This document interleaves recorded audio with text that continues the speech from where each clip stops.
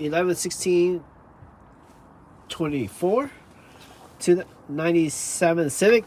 To get this air box in, you put the thing over the rubber piece, and you get a big old screwdriver, and you push one side down, and you push the other side down, it'll pop in place. Versus coming from the back and pushing it this way. And get yourself some silicone WD-40, and that will make it way easier. Back there, but I don't know what Tom's taking, so I'm trying to figure that out. Hey there. Hey, how's it going? It's going good. Your hand? Yeah, we're almost done. Welcome to the party.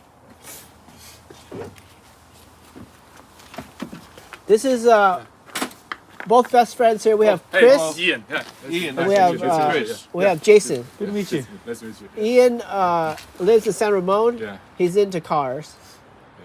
Yeah. And let's see if it starts, Chris. Go for it. Better start.